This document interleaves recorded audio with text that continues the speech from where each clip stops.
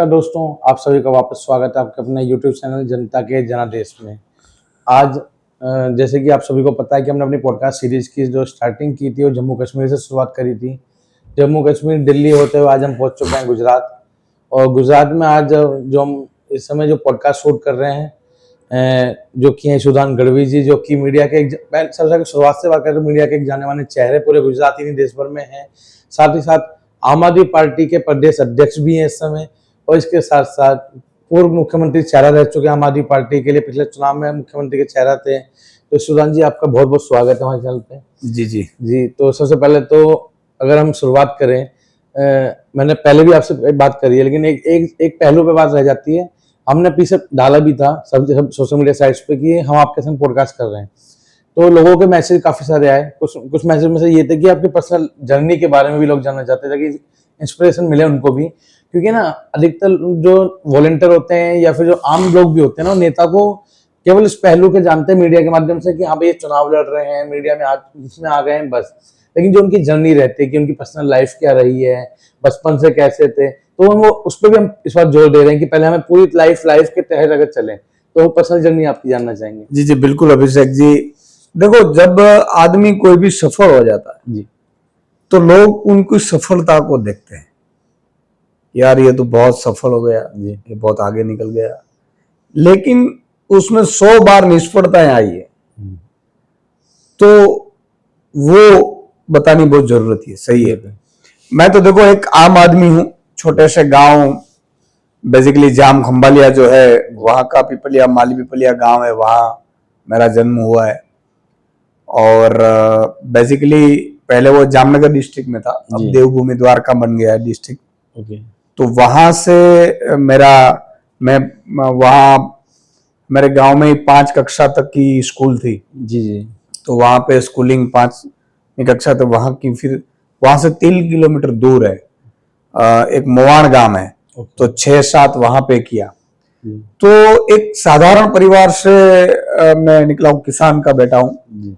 मेरे पापा भी बहुत पढ़े लिखे नहीं थे, लेकिन उनको एक उम्मीद थी कि मेरा बच्चा पढ़े, तो मुझे पढ़ाने के लिए वो बार बार और थोड़ा माहौल ऐसा था कि सब लोग धंधे में और सुखी संपन्न मतलब वो थे, तो पढ़ने के लिए मेरे जैसे को बहुत ही रुचि नहीं थी।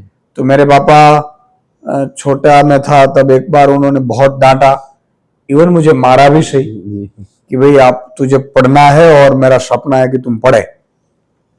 फिर मैं 8वीं कक्षा से फिर खंबालिया में पढ़ने गया। तो सुबह से 6 बजे से वहां से निकलता था, 8 बजे की स्कूल थी, तो 25 किलोमीटर का रास्ता है, लेकिन बहुत ही रास्ता खराब था। तो छकड़े रिक्शे में मैं सुबह से वहां 5 बजे पहुंच जाते थे हम रिक्शा पकड़ने के लिए सुबह, और 6 बजे वहां से रिक्शा चालू रहता था और 7:30 तक पहुंचता था। और फिर मैं घर पे पहुंचता था तकरीबन 3-4 बजे। तो 10वीं कक्षा तक इस तरह से किया, फिर 11वीं 12वीं खंबालिया में किया, ग्रेजुएशन मैंने जामनगर किया। तो मैंने देखो बहुत छोटी सी जिंदगी में भी बचपन में बहुत संघर्ष किया है पढ़ने के लिए, और पढ़ने में पहले रुचि भी इतनी नहीं रहती थी। दूसरा कि एक साधारण परिवार से आते हैं, गांव से आते हैं, किसानी करके आते हैं, तो जब बाहर आपको सेटल होना है, वो भी मतलब कि वो था, फिर अकेले रहना पड़ता था। तो ये भी, क्योंकि हम पूरे संयुक्त कुटुंब में रहने वाले लोग, तो पूरा भरा भरा कुटुंब रहता था। तो मैं जब अकेला जाता था तो मैं कोई प्रसंग में नहीं पहुंच पाता था, कहीं शादी मंगनी में नहीं आ पाता था, क्योंकि तब पढ़ी एग्जाम में रहती थी।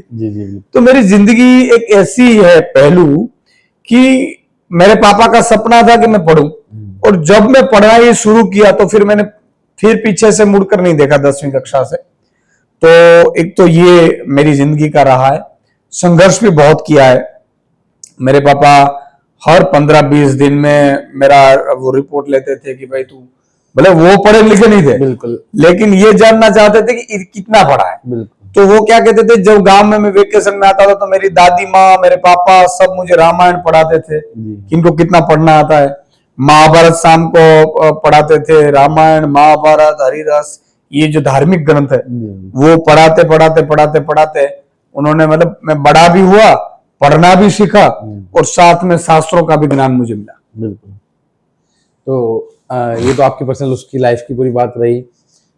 दूसरी बात कि मीडिया में, जर्नलिज्म में आपको मतलब जो पहचान पूरी मिली, मतलब कि क्योंकि हमने जो इतना सुना है, देखा है कि लोग इंतजार करते थे आपके शो का, जो इंतजार करते थे वो फिर दोबारा, हालांकि दोबारा शुरू हो गया है, लोगों ने वहीं से आपको पूरी तरह पहचाना भी है, जाना भी है, हमने भी वहां से आपको जाना है।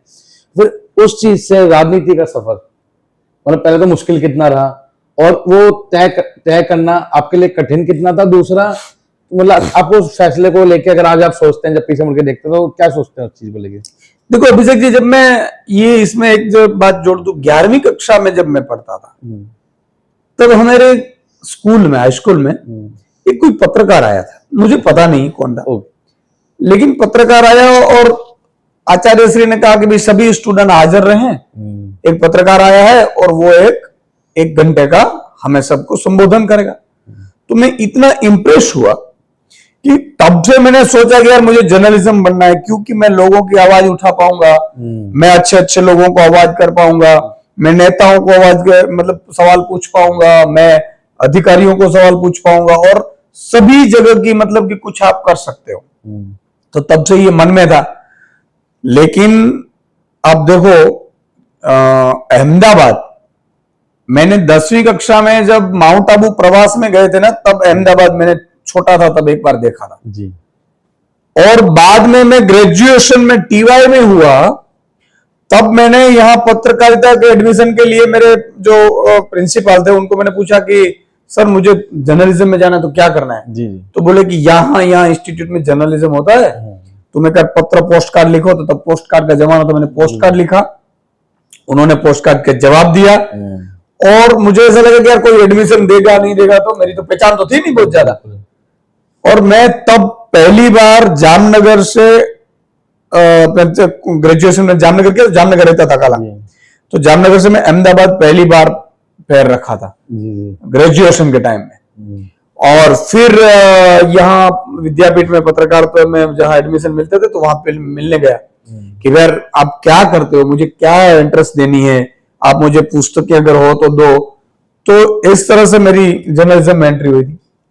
जर्नलिज्म में एंट्री हुई तब से मैं 16-17 साल जर्नलिज्म किया बैक ऑफ, क्योंकि एक तो मेरा परिवार जो पूरा है वो सत्य के रास्ते चलने वाला होता है। गढ़वी चारण परिवार, तो उनको लोग बोलते हैं कि देवी पुत्र, माँ देवी का, शक्ति का बेटा का कहते हैं। हमारे यहाँ चारणों में माता जी जन्म लेती आज भी हैं।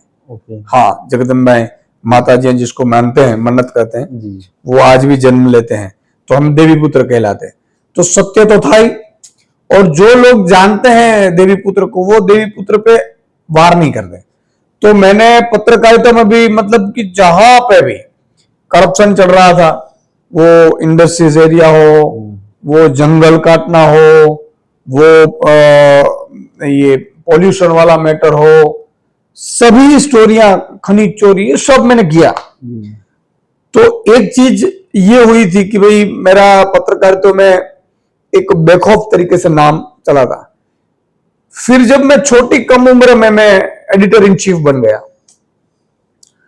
उसमें भी एक ताजुब है। मेरे फादर की डेथ हुई थी 15 अप्रैल को 2014 को, तो हर 15 अप्रैल को मुझे नई ऑफर मिलती थी।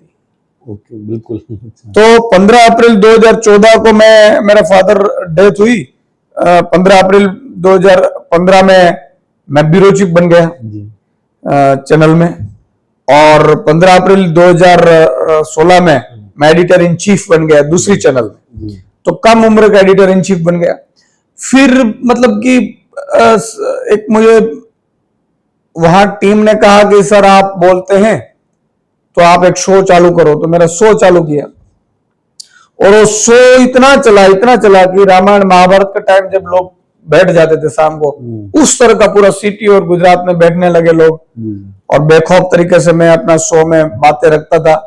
फिर मैंने आउटडोर शो चालू किया क्योंकि लोग मुझे मिलना चाहते थे, तो देखना चाहते थे, मिलना चाहते थे। ईसुदान भाई, मतलब मेरे गेस्ट आते थे ना, तो लोग ये पूछते थे, किसी उनके पहचान वाले अगर कोई गेस्ट आ गया, अरे ईशुदान भाई को आपने नजदीक से देखा क्या?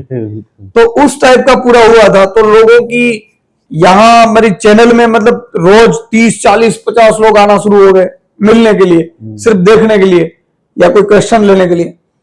फिर मेरी टीम ने कहा कि सर हमें आउटडोर करना चाहिए, तो हर सैटरडे संडे में आउटडोर प्लान किया। तो वहां आउटडोर में लोग मतलब 5-5 हजार लोग मेरे शो में आने शुरू हो गए आउटडोर से। जब 4 दिन पहले पता चल जाता कि इस डिस्ट्रिक्ट में है, तो लोग गाड़ियां भर भर कर शो में आते थे। तो इस तरह की पत्रकारिता की मेरी जर्नी रही, और चैनल नंबर 1 हुआ। तो मतलब ऑनर भी खुश था कि भाई इस तरह की चैनल, बिल्कुल सरकार भी अच्छी तरह से चला रहे थे कि भाई ये ईशुदान भाई जो आवाज उठाते हैं, मुद्दे हैं, तो वो सोल्व किया जाए, क्योंकि मेरा अपना कोई स्वार्थ था नहीं, आज भी नहीं है। लेकिन जब कोरोना में मैंने देखा कि भाई यार ये तो बहुत खोखली सिस्टम अभी बनी है, तो मैंने कही, मेरे जो पत्रकारिता में आते थे गेस्ट के तौर पर बहुत IAS, IPS, एक्स सब थे, इकोनॉमिस्ट थे, सब बैठे थे। मैं कहा यार क्या किया जाए? तो उन्होंने कहा कि ईशुदान भाई आपको तो पता है पूरी सिस्टम गड़बड़ा गई। बिल्कुल। तब मैंने सोचा कि यार इस सिस्टम को ठीक करने के लिए मुझे राजनीति में आना पड़ेगा। और अचानक मुझे ऐसा फील हुआ कि यार मैं चीखे तो पाड़ता हूं, लेकिन होता है 2% तो काम होता है, लेकिन 98% अभी भी बाकी है। और लोग तो बेचारे बोले, उनको पता नहीं। लोगों को तो आप जितना खून चूसोगे वो बेचारे खून दे देंगे। बिल्कुल, ये जनता की तो फितरत है जी। तो इस तरह का मुझे फिर राजनीति में एंट्री हुई, और राजनीति भी लोगों ने बहुत प्यार किया। नहीं, बिल्कुल आपको प्यार दिया। बल्कि मैं एक चीज देखता हूँ कि आपकी और अरविंद केजरीवाल की जर्नी में एक समानता देखता हूँ। अरविंद केजरीवाल भी लगातार झुकी झोपड़ियों में लगातार वो अपनी उसके तरीके से काम करते रहे, लेकिन उनको भी एक चीज रियलाइज हो गई कि इस तरीके से हम कितना ही कर लेंगे, लेकिन राजनीति में आना पड़ेगा। जैसे आप भी बिल्कुल पत्रकारिता के जरिए काम कर रहे थे, लेकिन फिर एट द एंड वही है कि राजनीति में आके उस दलदल में उतरना ही पड़ेगा। और जनता को मुझे लगता है कहने का ये समझाना भी बहुत जरूरी है कि ये कह देते हैं कि राजनीति दलदल है, बहुत बेकार चीज है, लेकिन अगर लोगों की व्यवस्था ठीक करनी है तो राजनीति में मेरे ख्याल से हर युवा को आने की आवश्यकता बहुत जरूरत है।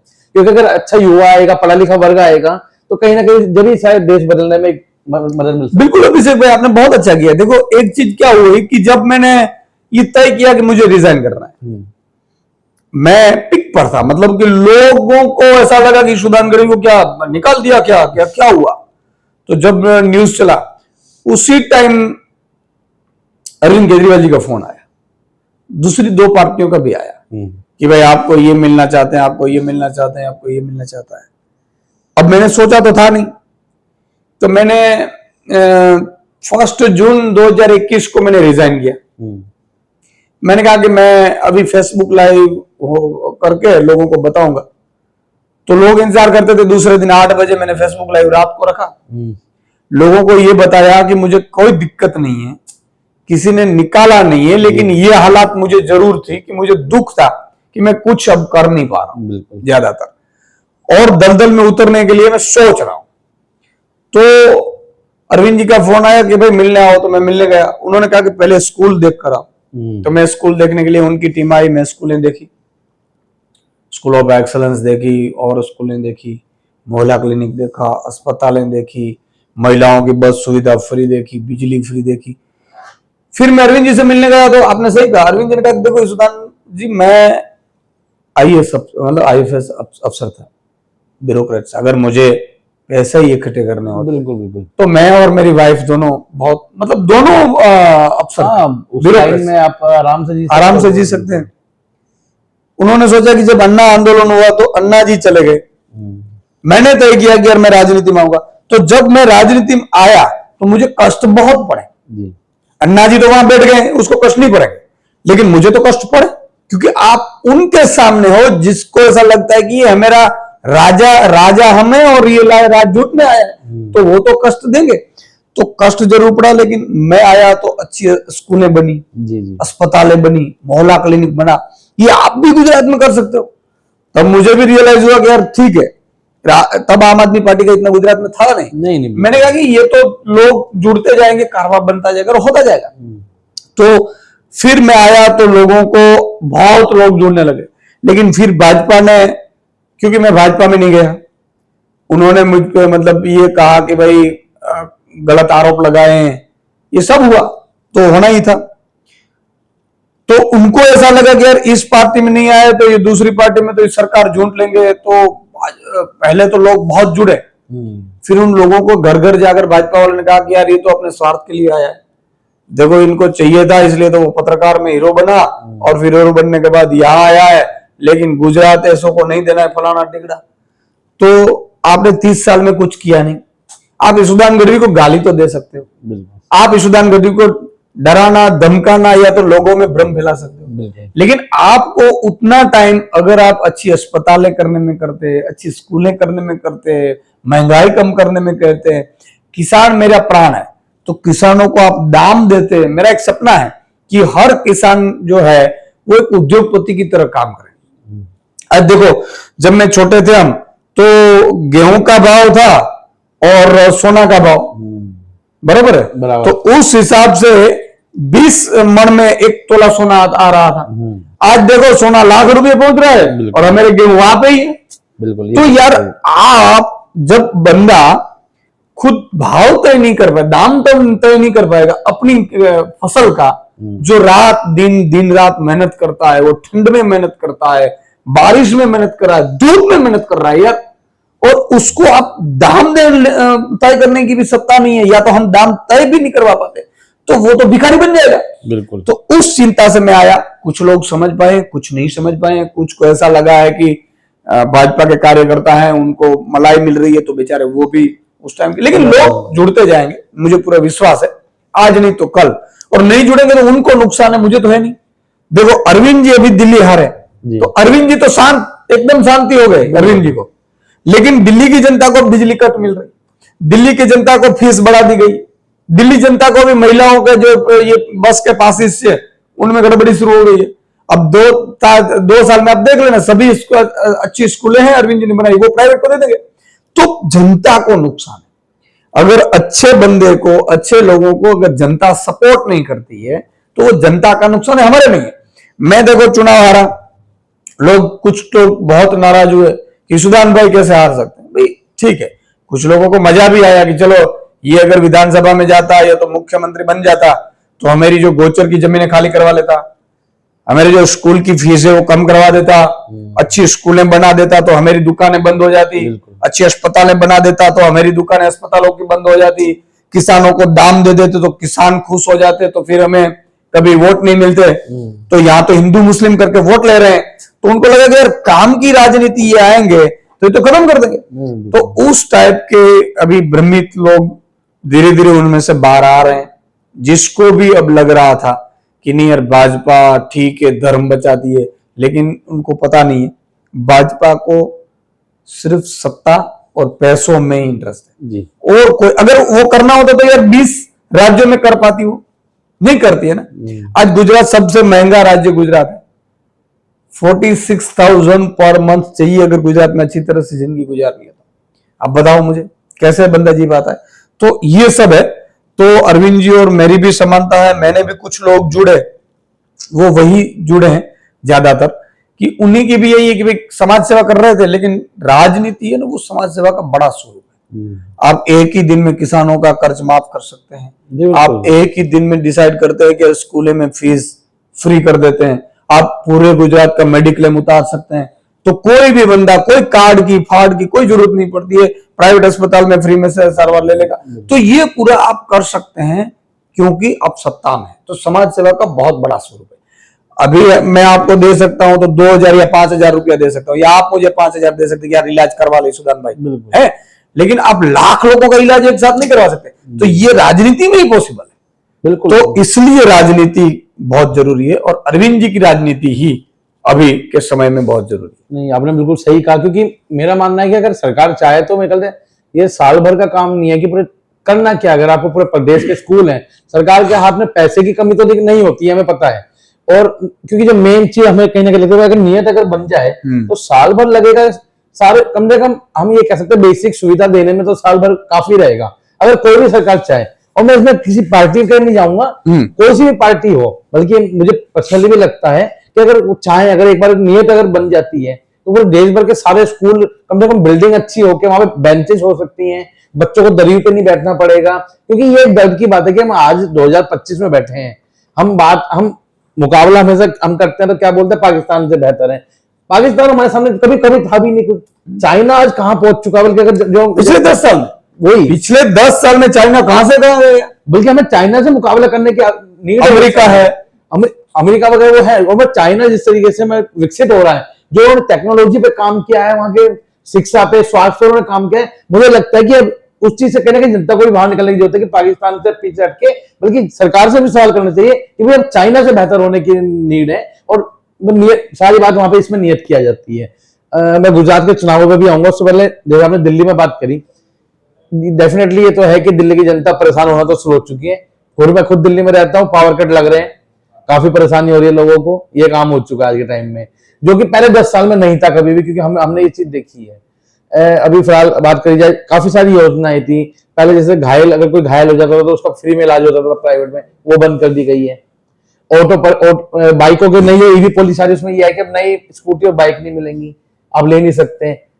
10 साल जो पुरानी हो जाएंगी वो बंद हो जाएंगी। ऑटो बंद कर रहे हैं कि वो ऑटो नए नहीं आएंगे, परमिट नहीं मिलेंगे नए ऑटो के लिए, कि इलेक्ट्रिक खरीदो। जबकि अगर कीमत पे बात करें, इलेक्ट्रिक की कीमत काफी ज्यादा है। आम जनता, अगर हम बात करते हैं जिस देश में ना कि लाख रुपए की चीज लेना के टाइम में, वो ऊपर के मुश्किल से 5 से 60% लोग, 5-7% लोगों की बस की बात होती है। जो नीचे का तबका है, पूरा 90% कहीं ना कहीं मैं आज भी मानता हूँ, चाहे दिल्ली जैसे राज्य हो या मुंबई हो, चाहे गुजरात हो, अहमदाबाद में हम बैठे हैं, उनके लिए काफी मुश्किल है आज भी वो चीज सर्वाइव कर पाना कि एक महीने में 50,000 रुपए तक का खर्चा कर पा रहे हो और बचत भी कर लें, वो काफी मुश्किल होता है। तो कहीं ना कहीं सरकार से जो उम्मीदें थी दिल्ली में, आप किस तरीके से आप उसको कैसे देखेंगे? बिजली जाना, अस्पतालों में दवाइयों की कमी अब होने लग गई है, इसके अलावा जो बाकी जो सुविधाएं लगातार बंद करी, मोहल्ला क्लिनिक बंद कर, 400 मोहल्ला क्लिनिक बंद करने की बात आई सामने। और पानी के टैंकर, जो मेरे ख्याल से मैं बहुत समय बाद इस चीज देख रहा हूँ, कल 1100 टैंकर उतार दिया गए दिल्ली में, तो उस चीज को कैसे देखेंगे वो? देखो अभिषेक भाई, नियत की कमी है। देखो अरविंद जी पर इन्होंने ईमानदारी पे, ये आप देखो पूरे देश में फ्री बिजली कौन दे सकता है, शुरुआत किसने की? अरविंद जी ने। जी। अच्छा, फ्री बिजली देकर भी बजट पे उन्होंने वो नहीं घाटा होने दिया। जी, जी। बजट प्रॉफिट में चल रहा है। हिंदुस्तान का एक ही राज्य है जो दिल्ली, जो बजट फ्री है, जी, मतलब प्लस है, सरप्लस है, बराबर है। बिल्कुल बिल्कुल। ये सब चीजें फ्री देने के बावजूद भी, अच्छा फ्री की क्यों जरूरत है? आज अमेरिका जैसा राष्ट्र फ्री एजुकेशन और फ्री हेल्थ देता है, वो तो नीड है भाई। अच्छी शिक्षा, ये तो सरकार की जिम्मेदारी। आप इतना टैक्स लेते हैं, आप वो मेरे बच्चे को आज लाख लाख रुपए फीस भरनी पड़ रही है, तो एक मिडिल क्लास कैसे कर पाएगा? तो एक चीज तो ये है। दूसरा कि भाजपा, मैंने पहले ही कहा कि भाजपा पहले बोलेगी, हमला करेगी कि ये ऐसे हैं, वो फलाने हैं, वो मुस्लिम सपोर्टेड है, इधर हिंदू मुस्लिम करेगी और सत्ता में आ जाएगी। फिर आप देख लेना 5 साल में जितनी सरकारी स्कूलें हैं ना, वो भाजपा वाले ले लेंगे और 5-5 लाख फीस कर देंगे। दिल्ली वालों को पता चलेगा, क्योंकि मैंने गुजरात में ये सब देखा है। जी। ये सारे जैसे मोहल्ला क्लिनिक वो बंद कर देंगे और अपनी पास में सरकारी जमीन पे, वो जमीन खरीद के, झोपड़पट्टियों की तो उसको गिराकर वो जमीन पे अपनी अस्पतालें बना लेंगे और फिर अपनी अस्पतालें में पैसे लेंगे वो। ये इनका चाल है। ये बातों करेंगे देश प्रेम की, लेकिन दोनों गुटों को झगड़ा कर पूरी जमीन हड़प लेकर वो अपने दोस्तों को बेच देंगे। ये काम करेंगे। मुझे आज भी मैं कहता हूं आपके पॉडकास्ट में कि अगर गुजरात सरकार, मैं 5 चीज लिख कर दूं और वो करने के लिए रेडी है, ईशुदान गढ़वी कल राजनीति छोड़ देगा। मैं राजनीति, मेरी मजबूरी है कि मैं उन गरीबों की पीड़ा नहीं, वो जिसके लिए लड़ रहा हूं वो भी मुझे गालियां दे रहे हैं, ईशुदान गढ़वी, क्योंकि वो भाजपा से भ्रमित है। उनको बेचारे को खबर नहीं, पता नहीं है कि उनके बच्चे के लिए मैं लड़ रहा हूं, उनके बच्चे के भविष्य के लिए लड़ रहा हूं। लेकिन फिर भी मैं कह रहा हूं, ऑफिशियली कह रहा हूं कि अगर ये 5 चीजें जो भाजपा कर देती है, किसानों का कर्ज माफ कर देती है, किसानों को दाम दे देती है, पूरे गुजरात का मेडिक्लेम ले लेकर फ्री सुविधा कर दे, बराबर है, अच्छी एजुकेशन कर दे, मैं कल रिजाइन देकर मैं छोड़ दूंगा। भाई मुझे तो आध्यात्मिक आदमी हूं, मुझे कोई इसमें इंटरेस्ट नहीं है, मैं कुछ कमाने के लिए इसमें नहीं आया हूं, मैं कर्म के सिद्धांत में मानता हूं। लेकिन चीज तब है कि आप करते भी नहीं, करने देते भी नहीं है। आप सत्ता का दुरुपयोग भी करते हैं, आप उद्योगपतियों को पूरा गुजरात बेच रहे हैं। तो इसी तरह ये तो दिल्ली बेच देंगे। आपको लिखना है तो लिख लेना 5 साल बाद, और 5 साल बाद चुनाव है ना, वो ये आपकी यमुना पे नहीं आएगा। यमुना उससे भी ज्यादा गंदी हो जाएगी, बिल्कुल। एजुकेशन फी उससे भी ज्यादा गंदा हो जाएगा। लेकिन फिर वो बोलेंगे देख लेना ये अरविंद केजरीवाल ऐसा है, ऐसा करके दूसरे मुद्दे हाइप करेंगे। आप देखो ये शीशमहल कहते हैं, अरविंद जी तो शीशमहल छोड़कर चले गए थे, वो तो मुख्यमंत्री का है और एलजी ने खुद ने बनवाया, एलजी ने कहा है ना। अब प्रधानमंत्री का आवास देख लो ना, प्रधानमंत्री का आवास तो 2700 करोड़ का है। प्रधानमंत्री का प्लान देख लो 8500 करोड़ का, जो अमेरिका यूज करता है वो कर रहे हैं। मनमोहन सिंह जी कर रहे थे भाई छोटा वाला, क्यों यूज नहीं करिए? तो शहंशाह अकबर की तरह जिंदगी नरेंद्र मोदी को जीनी है। सभी दोस्तों के फायदे, नरेंद्र मोदी को दोस्तों के फायदे को सब देने। आप देखो नरेंद्र मोदी के राज में 15 लाख करोड़ कर्जा, 16 लाख करोड़ उद्योगपतियों का माफ हुआ। एक किसान का बता दीजिए। बिल्कुल। आपने देखा होगा सरकारी संपत्तियां सारी उनके दोस्तों को बेच दी। तो ये हो क्या रहा है? आज नहीं तो कल ये, जब जैसे चाइना 10-12 साल में आगे बढ़ गया, हम 10 साल में इतने पीछे चले गए। और ये जनता अगर आज नहीं सुधरी ना, आज नहीं जागी ना, तो देख लेना ये जनता के पहनने के कपड़े नहीं रहने देंगे, ये हालत हो जाएगी। तो मैं बहुत ही दुखी हूं आज की सिस्टम से, मुझे बहुत दुख होता है। और मैं ये भी भगवान से प्रार्थना करता हूं कि यार इतना मुझे अलर्ट क्यों किया। अब मैं जानता हूं तो मैं दुख होता हूं, जानता भी हूं जिसके लिए लड़ता हूं वो भी मुझे गाली दे रहे हैं। अरविंद जी को देखो आप, दिल्ली वालों ने, अरविंद जी ने दिल्ली में पूरे देश और इंटरनेशनल, ट्रंप की वाइफ आई पत्नी, धर्मपत्नी, उन्होंने स्कूल कौन सी देखी? अरविंद जी की बनाई हुई। मनीष सिसोदिया जी की जो स्कूल की शिक्षा की चर्चा है वॉशिंगटन पोस्ट में हुई, और वही मनीष सिसोदिया जी हारेंगे, वही अरविंद केजरीवाल हारेंगे। तो आप किसको जिता रहे हैं? आज दिल्ली में अरविंद केजरीवाल जो वर्ल्ड में फेमस मॉडल है, और दूसरी ओर आप कैसे मुख्यमंत्री लेकर आए कि झूठ पे झूठ बोले जा रहे हैं। आपका क्या भला करेंगे ये मुझे बताओ। तो मुझे तो यही है कि जनता की जिम्मेदारी अच्छे लोगों को दिल से सपोर्ट करना, उनके लिए रास्ते पे 15 दिन, महीना दिन अगर उनको करना पड़े प्रचार तो खुद भी करें। लेकिन जनता बेचारी डरी हुई है।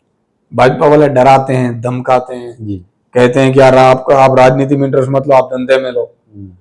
उनको बोलते हैं आप राजनीति में इंटरेस्ट मत लो, आप नौकरी में लो। ऐसे करके सबको डराते हैं। लेकिन ईश्वर देख रहा है, भगवान देख रहा है, और मुझे उस शक्ति पे विश्वास है, दिव्य शक्ति पे, जो हर हमेशा असुरी शक्ति को खत्म करती है। जी। अब अगर हम गुजरात पर अगर वैसे वापस आते हैं, तो आम आदमी पार्टी ने गुजरात में अगर मजबूती के साथ पहली बार चुनाव लड़ा था, वोट शेयर काफी मिला, हालांकि सीटें वो नहीं जो उम्मीद करी जा रही थी, 5 सीट जरूर आई, लेकिन फिर भी पहली बार चुनाव लड़के कोई भी नई पार्टी के लिए कहीं मुझे लगता है काफी अच्छी शुरुआत है। तो पहले तो उस चुनाव को आप किस तरीके से देखते थे? और अब मुझे लग रहा है 1.5 साल बाद चुनाव है, और राजनीति में 1.5 साल का वक्त कोई बहुत लंबा वक्त नहीं होता। यहाँ राजनीति में तो कहा जाता है कि 5 साल पलक झपकते निकल जाते हैं। तो इस बार के पहले चुनाव से मुकाबले में इस बार के चुनाव को आप किस तरीके से देख रहे हैं? आप प्रदेश अध्यक्ष हैं, आपके पूरे प्रदेश के चुनाव लड़ने की जिम्मेदारी आपके ऊपर है, तो उस चीज को, चुनाव को किस तरीके से देखते हैं गुजरात के? देखो अभिषेक जी, एक चीज मैं बहुत देसी तरीके से समझाऊंगा। 2022 का चुनाव प्री मैच्योर डिलीवरी थी,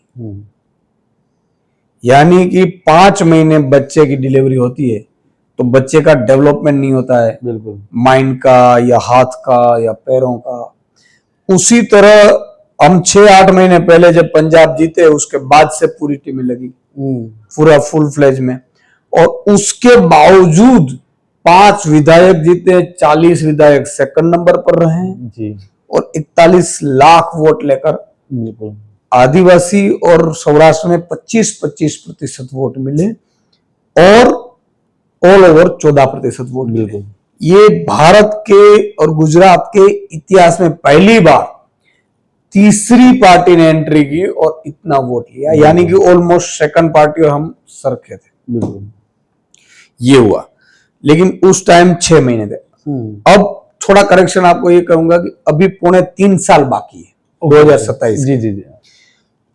तो 2000 अभी से टीमें लगी हुई है, अब से सेंट्रल टीमें 250 लगी है, गुजरात की स्टेट टीम में अभी 450 हमने डिक्लेयर की है और वो बढ़ाकर हम ले जाएंगे तकरीबन 1000। जी। तो 1250 टीम गुजरात में डेली मीटिंगें करेगी, डेली कार्यक्रम करेगी, डेली संगठन को जोड़ने का काम करेगी।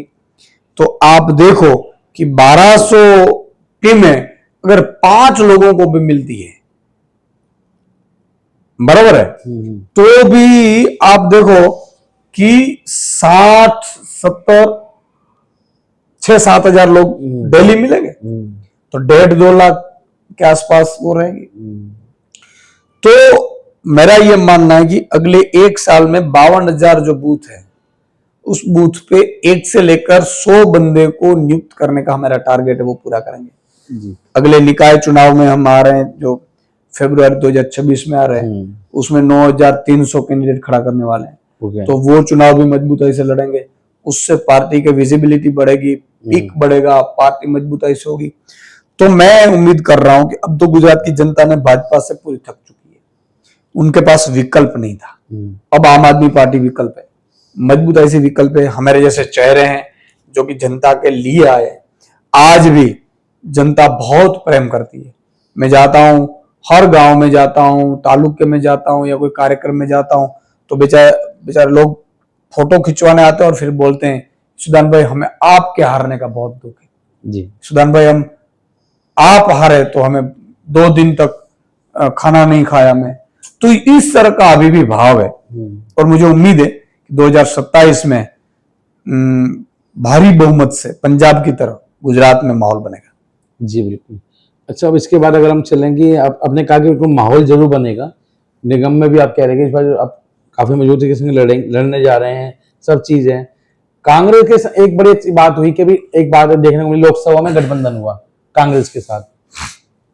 कुछ कार्यकर्ता, क्यों हमने देखा ट्विटर पे लगातार ये चीज है कि कार्यकर्ता नाराज भी हुए, दोनों तरफ की ये बात देखने को मिली, नाराज भी हुए और कहा कि कहीं ना कहीं साथ में ऊपर के लेवल पे तो आ गए, लेकिन जमीन के ऊपर कहीं ना कहीं साथ में वो नहीं हुआ, जिस वजह से वो हार चैतर वसावा की देखने को मिली। तो अब अगले चुनाव को लेकर क्या लग रहा है, मतलब क्या क्योंकि कार्यकर्ता कहीं ना कहीं अंदर ही अंदर दिल्ली के चुनाव के बाद से खासतौर पर कहते हैं, बड़े बड़े कहीं ना कहीं जो पुराने कार्यकर्ता वो भी ये लिख रहे हैं कि कांग्रेस के संग तो गठबंधन नहीं करना चाहिए, अब तो काफी ज्यादा नाराज हैं। तो आप उस चीज को लेकर कैसे देखते हैं, क्या आप उम्मीदें अभी भी हैं या बिल्कुल वो खत्म हो चुकी हैं उस चीज को, कि कांग्रेस संग क्या गठबंधन देखने को मिलेगा 2027 में? देखो, एक चीज है कि आम आदमी पार्टी अभी जो जिस तरह से हमने तैयारियां की है, मुझे लगता है न 27 में भाजपा भी हमारे आगे पीछे नहीं होगी, तो दूसरी पार्टी की तो बात अलग है। उस तरह से हम स्पीड में, जेट एयरवेज की स्पीड में जा रहे हैं। लेकिन एक चीज मैं आपको बता दूं कि अभी अभी मतलब पिछले लोकसभा में मेरा गठबंधन था, तब भी 4 सीटें थी, कांग्रेस लड़ी। उसके बाद भी एक उपचुनाव आया जहां कांग्रेस के एमपी जीते थे, उसमें भी हमने कांग्रेस को सपोर्ट किया। हाँ, ये तो। लेकिन फिर भी कांग्रेस ने विसावदर में कैंडिडेट खड़ा करने के लिए बोला। बिल्कुल। अब हमने, क्योंकि हम भाजपा को हराना चाहते हैं, तो हमने बिना शर्त कांग्रेस को सपोर्ट किया कि आप लड़ो, अकेले लड़ो, मजबूताई से लड़ो और भाजपा को हराओ। आपकी सीट थी, आप जीत कर आओ। कांग्रेस जीत नहीं पाई, वहां की एमएलए एमपी जीत गई और उनकी सीट खाली हुई, वो भी कांग्रेस हार गई, उसमें भी हमने सपोर्ट किया। बराबर है, बिल्कुल। तो कांग्रेस का नियत भी भाजपा को हराने की होनी चाहिए थी, बिल्कुल। लेकिन जिस तरह से विसावदर में हमारे मजबूत कैंडिडेट गोपाल इटालिया उतरे हैं, लोग कह रहे हैं, तब कांग्रेस ने कैंडिडेट खड़ा करने का ऐलान किया, यानी कि कांग्रेस को कोई और हैंडल कर रहा है। कांग्रेस के जो राहुल गांधी बोल रहे हैं कि भाई कुछ लोग भाजपा से मिले हुए हैं मेरे, तो हो सकता है वो डिसीजन लेते हो। तो कांग्रेस का साथ जाने में दिक्कत ये है कि कांग्रेस कभी भी भाजपा के जो पकड़ वाले लोग हैं वो कभी कभी डिसीजन करवा लेते हैं। तो एक तो चीज ये है, दूसरी चीज ये है कि हम विसावदर तो वैसे भी जनता भाजपा को हो रहा है कि हमें जिताएगी, उस बार भी, पिछली बार भी कांग्रेस था ही। लेकिन जनता कांग्रेस से नाराज होने लगी कि यार ये तो आप भाजपा की थीम पर जा रहे हैं, भाजपा कर रहे हैं उस हिसाब से आप जा रहे हैं, भाजपा चाहती है वो अब करने जा रहे हैं। तो एक तो ये हो गया है। दूसरा ये है कि स्थानीय निकाय चुनाव में हम अपनी तरफ से मजबूताई से लड़ने वाले हैं, क्योंकि अब विश्वास किया नहीं जाता। बिल्कुल बराबर है।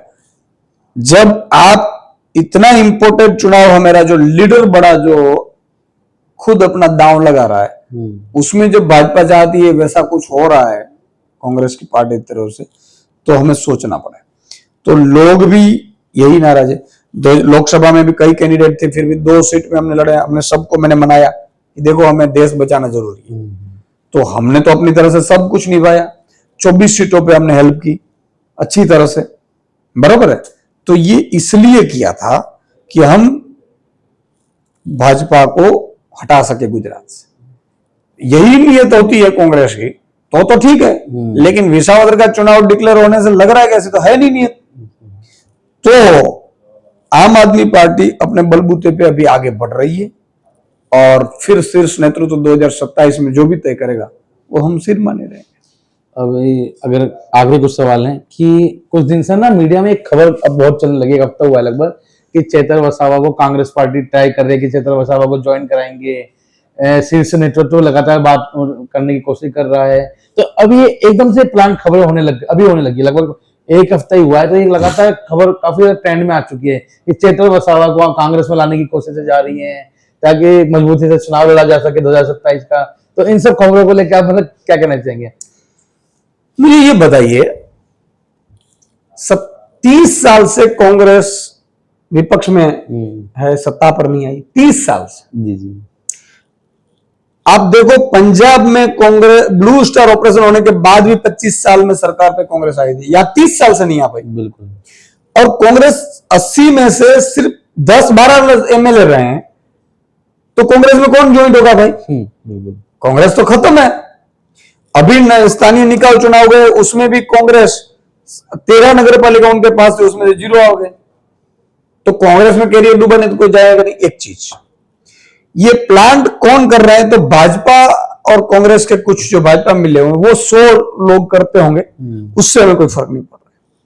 हमारे मजबूत ऐसे कैंडिडेट खड़े हैं। अभी सौराष्ट्र में 54 सीट है, उसमें से 4 है मेरी है, सिर्फ एक कांग्रेस का एमएलए। तो कांग्रेस में कौन ज्वाइन होगा? आदिवासी इलाके में हमारे चेतर भाई हैं, कांग्रेस का एक ही बंदा है, लेकिन उससे बड़ा चेहरा तो चेतर वसावा, तो वो क्यों कहीं जाएंगे? वो तो लीडर है 27 सीटों के। जी। तो बेसिकली ये सिर्फ प्लान की गई खबरें होती है जो भाजपा वाले और कुछ कांग्रेस वाले करते हैं, उससे फर्क नहीं पड़ता। जनता बहुत क्लियर है। ये इसलिए माहौल खराब करते हैं भाजपा वाले, उनको डर लगता है, तब भी हिंदू मुस्लिम लेकर आते हैं, एमएलए आ जाएंगे, फलाने आ जाएंगे, ढीकड़े आ जाएंगे, ऐसे मैसेज फैलाते हैं। इनकी पुरानी पद्धति है। इस बार हम जनता के पास जाने वाले हैं, घर घर जाने वाले हैं, और इस बार की रणनीति है ना, वो अभी डिस्क्लोज में नहीं करूंगा, किसी पार्टी के पास नहीं होगी ऐसी आम आदमी पार्टी के पास, क्योंकि अभी पूरा समय भी है। जी। तो आखिर में वैसे आप, अगर आपसे मैं कहूं, अगर ये और जगह जनता से या फिर कार्यकर्ताओं के नाम पे आप क्या संदेश देना चाहेंगे, मतलब गुजरात को लेकर भी या फिर देश को लेकर भी, आने वाले चुनाव को लेकर जो कहना चाहें आप, क्या मतलब संदेश क्या देना चाहेंगे जनता? देखो, मैं ये गुजरात की जनता को एक तो मैसेज देना चाहता हूं कि हम तय करें कि हमारा गुजरात कैसा होगा।